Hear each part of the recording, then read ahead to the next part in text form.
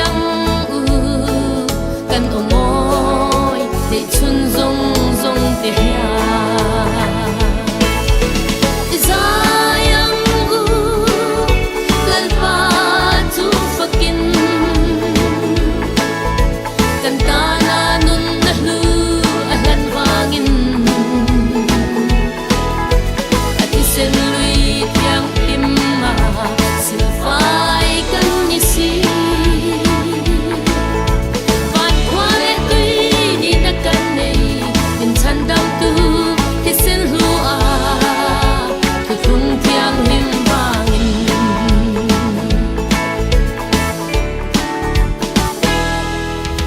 ko vel shing mi leng ten an shiat pe phak lo van haro pui nen lal pa bin fakin kan zai zel do kan zam don lo ne na lamoi sa chung zelin chon ban kan vor sia ve kan pathian a pin thiang hlim fakin zayang u lalpa tu fakin kan tana nun na lu ahlan wangin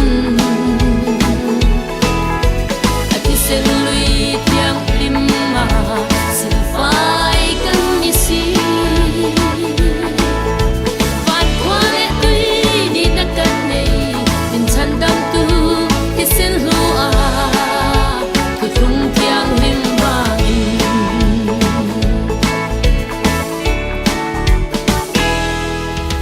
pathian thu fing thuru tu hei hi ani lal je hawange mi sing lo chan na le ya lal ten do bin nol ma se i swa chau hi pathian ani i in kan puang sel don ram tina kan wang lai ni nge ya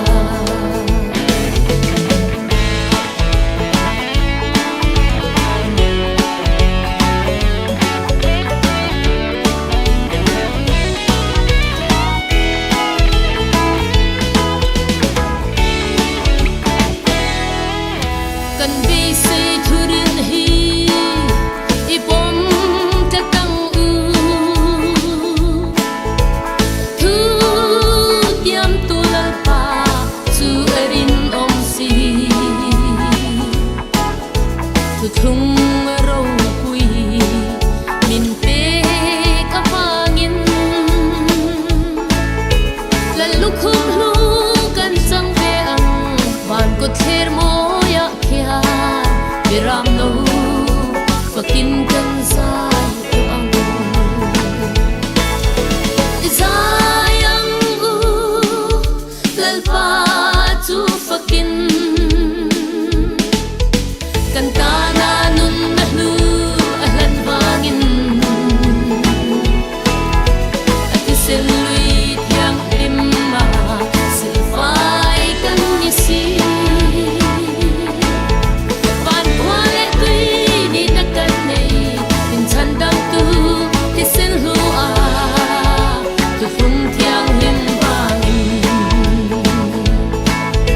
van kwale tui ni na kan nei in chan dam tu hisen lu a tu thung tiang him wangin Lalpa ro pui bero se